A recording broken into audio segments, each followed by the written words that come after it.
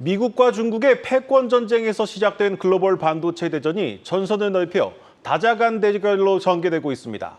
이웃나라 일본은 정부가 주도하는 반도체 부활을 공식 선언했고, 프랑스와 독일도 반도체 기업 유치를 위해 엄청난 보조금을 쏟아붓기로 했습니다. 반도체가 나라 경제의 20%를 차지하는 우리에게는 그야말로 생존이 걸린 전쟁입니다. 윤석열 대통령은 오늘 반도체 국가전략회의를 주재한 자리에서 산업 전쟁이자 국가 총력전이라는 말로 그 중요성과 위기감을 설명했습니다. 정부의 반도체 산업 지원책들이 더욱 속도를 낼 전망입니다. 첫 소식 임동진 기자입니다.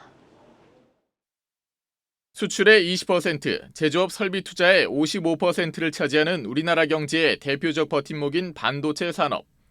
메모리 반도체 부분에서는 20여 년간 세계 최고 자리를 유지하고 있지만 경쟁국들의 추격이 거세지고 있고, 시스템 반도체는 아직도 산업 기반이 취약한 상태입니다. 오늘 반도체 국가전략회의를 주재한 윤석열 대통령은 반도체 산업에 대해 한치 앞을 내다볼 수 없는 전쟁이라면서 승리를 위해서는 민간의 혁신과 정부의 선도적 전략이 동시에 필요하다고 강조했습니다. 또한 반도체는 우리 산업 경제 그 자체라며 각 부처 장관들에게 장애가 되는 규제를 모두 없애달라고 당부했습니다.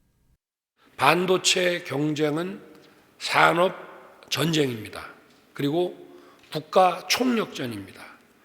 그래서 민관이 원팀으로 머리를 맞대고 이 도전 과제를 헤쳐나가야 할 것입니다. 정부가 가장 집중하기로 한 건 혁신을 일으킬 수 있는 유망 기술 선점입니다.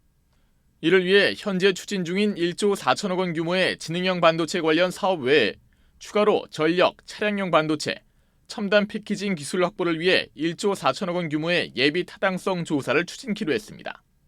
아울러 시스템 반도체 육성을 위해 팹리스와 파운드리 간 협력 강화를 적극 지원합니다.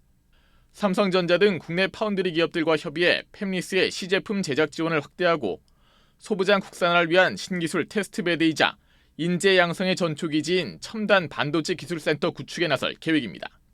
한국과 미국은 지난 4월 윤석열 대통령의 방미 기간에 양국의 반도체 기술연구기관 간 협력을 설립 단계부터 모색하기로 한 바 있습니다.